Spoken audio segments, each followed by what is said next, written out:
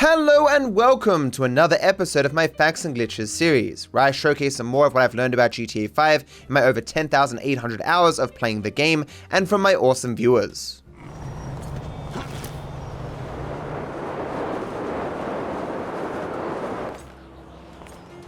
It is possible to do an interesting warp glitch that's only requirements are that you have a vehicle and that you select to begin a mission replay of a side mission, but do not confirm to actually start it. Surprisingly, this causes the game to remember the place you are and the vehicle you are in. The result is that the next time you save the game, as long as it is with a different character that is on foot, the game will consider you to be saving at the prior location. So when you then load that save file, you spawn where you were previously, whilst also keeping all the progress you've made since the time when you set up the glitch. It is also fairly simple to get this to work with the same character. You just need to either destroy your vehicle or move 100 units away.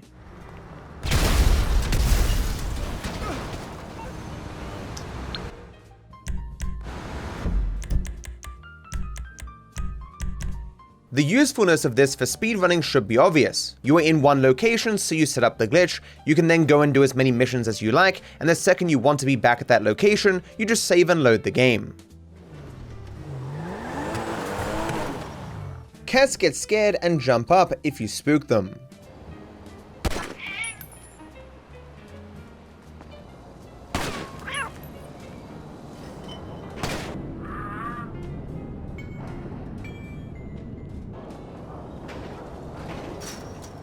Surprisingly, they seem somewhat selective in terms of what spooks them, which is why you may have never seen this before. Also, if you touch them while they're sleeping, they can sometimes fall out of bounds. What you crossing for, man? On the mission Did Somebody Say Yoga, your phone is rendered invisible when you go near Jimmy's room. Sorry, all the drivers are busy right now. Please call back later. Need a cab as soon as you can. Stay where you are. I got a driver right around the corner. Thanks.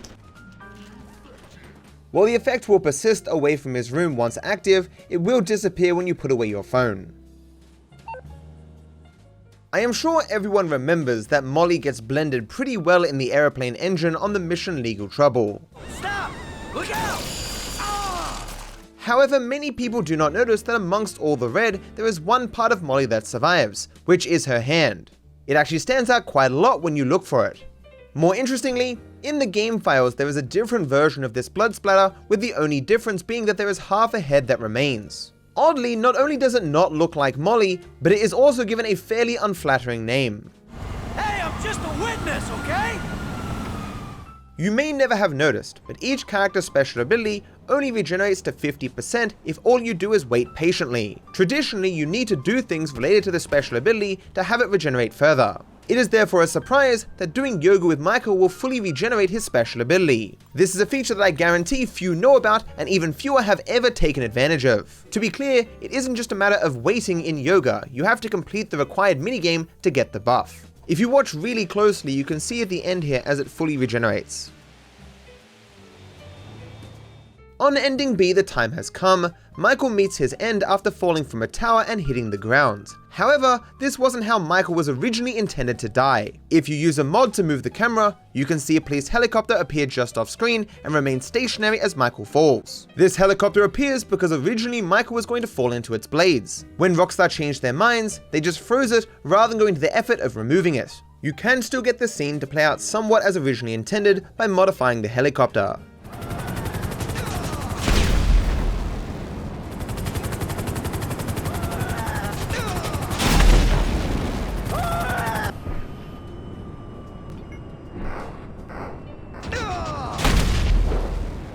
The most deadly form of fire in the game exists in exactly one place, and that is on the mission, the wrap-up. When Dave runs off and down the stairs, Michael is prevented from following by a helicopter that crashes in his way. The resulting fire will instantly kill Michael the second he touches it.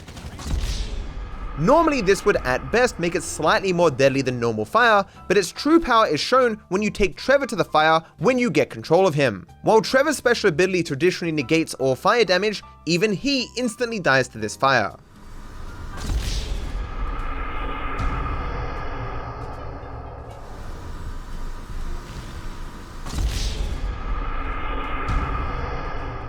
On On the mission Bury the Hatchet, there is a weird detail you likely never noticed with the crossing warning lights. In order to achieve their flashing effect, rather than having two lights turning on and off, there is just one light, but it is moved between the two locations. While you can somewhat see this if you just pay very close attention, it is far more visible when you slow down the game.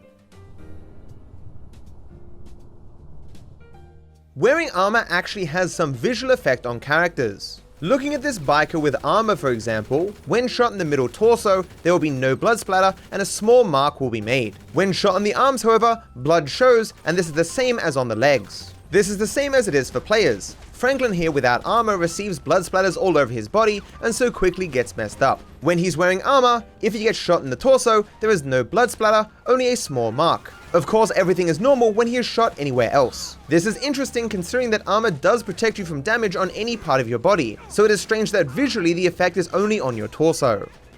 During the subtle big score heist, if you choose one of the unskilled drivers, they will be arrested during the getaway and you will lose the gold they are carrying. I lost control! Oh crap! Stop the car! Surprisingly though, it is possible to save him from the police and thus still get his loot. I'm making a play! I'll see you guys back at the airfield! If you follow him, he just turns around the corner and then disappears. Given that he's cheaper and therefore takes a lesser cut, this might be one of the best ways to get the most money out of the big score. On the mission case in the jewel store, Lester gives Michael a special pair of glasses so that he can take some pictures of the area. It turns out these glasses have other functions as well. For example, you can stand in front of a train.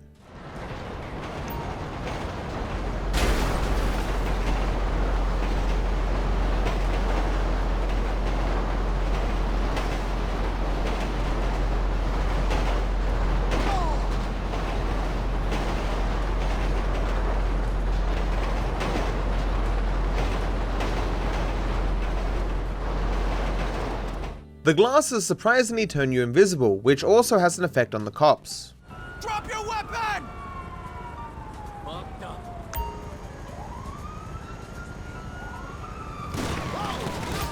Just give up! Dirtbag! You are also entirely immovable.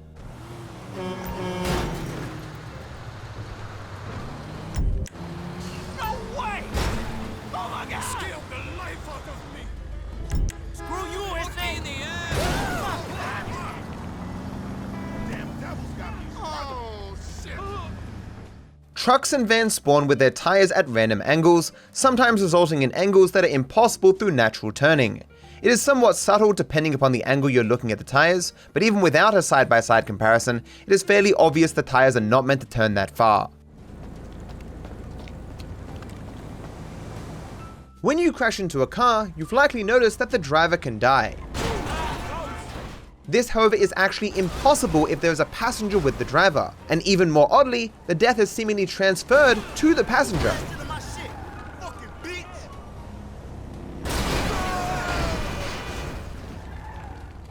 There are 3 cutscenes that directly showcase characters giving away money. Michael gives Franklin money in complications after he breaks into the dealership. I always trump big for a job well done. Now get out of here, kid. Trevor gives Aunt Denise $7 at the start of Hood Safari. Thank you. Is it $7? Lastly, Franklin gives Lamar some money at the end of Lamar Down. Damn, man, way to keep a nigga down, my nigga. I mean, give a nigga just enough money to get him a little 40 ounce in a bucket of chicken on the way to the poorhouse, huh? An interesting question is whether your character actually loses this money. In Complications, we don't control Michael Pryor, so we can't create a before and after to see if he actually lost the money. On Hood Safari, Trevor does actually lose the $7 he gives away. Lastly, on Lamar Down, Franklin does actually lose the $50 he gives to Lamar. Somewhat related, although not in a cutscene, is that during gameplay, Michael is meant to have given Franklin some money during Father-Son. Alright, take what's in my pocket, a couple $1,000. That'll cover it, right? Yeah, it should be cool. Good. But Michael does not actually lose any money here. It's actually weird for him to have thousands of dollars in his pocket anyway. I rarely talk about glitches exclusive to GTA Online in this series, especially new ones. This is partly because I worry they're going to be patched out, so something in my series won't be doable in the current version of the game. The next glitch you're going to see I made an exception for because I found it so cool, but unfortunately it was patched before this episode released. So consider this next section a historical look at a glitch that was once cool in GTA Online. Garage warps are a complicated way that some people speedrun the online heists. It is as it sounds. You go inside one garage and you leave through another. It is one of those annoying glitches where seeing it doesn't really give you any understanding as to how it works. There is, however, only two key parts of this glitch. The first is that all garages of the same type, high, mid, or low, use the same interior. The second, convertibles are broken, so if they have a lowered suspension, you clip through the floor as you try to get in them. With just that information, you can likely understand it better. You can see me attempt to get into a convertible in one garage, causing me to clip into the floor, so the game seamlessly warps me back into the garage, but incorrectly puts me into the wrong garage, and then I leave. But how do we know which of our many garages we will come out of? Conveniently, we will always exit at the highest garage of the matching type in our list. So the highest of my low garages is Polito Boulevard, so all low garages will exit there. The highest mid is Davis Avenue, so all mid will exit there. The highest high is Eclipse Towers, so all high will exit there. Rockstar has kindly added a tagging system that stays in place even if you trade buildings. So if you label the top properties as exits and the other slots as portals, you can easily swap the spots of different properties depending upon where you want to go. How this looks in practice is you start a job and then make sure the garage you want to teleport to is highest in your list. You then go to the closest viable garage with a lowered suspension convertible in it, and then simply glitch with the convertible, and just like that you've skipped the long drive. We en route. Gonna be at the train in a few minutes. As with everything, unfortunately there are some limitations, like how you can't go into garages when you're carrying a mission objective, so you can't warp back. What's worse is that each garage type has a minimum FPS requirement for the glitch to function, with the glitch being easier the higher your FPS is. In other words, if you want to jack up your graphics or fill your garage with dozens of cars, it isn't going to work for you. You also need to practice the timing of knowing when to move, jump, or punch to stop the animation of getting into the vehicle. Lastly, not all convertibles are equally good for this glitch. The two best vehicles still in the game for this glitch are the Weenie Issy and the Xeon Cabrio, both of which can be found on the road and claimed as a personal vehicle. The difference is largely related to how much you can lower the car and therefore how much you're going to likely clip into the ground. You can see with this Lampadati Felon GT that you barely go in at all. With the Issy though, under the right conditions, the difference is night and day. And so that's it. If you're willing to deal with all of that, then you can skip some drives in a game largely focused on driving. So that's it for this episode. Thank you for watching. If you think you know of anything that could be of interest for this series, feel free to add it to my Discord. I hope you're all doing well.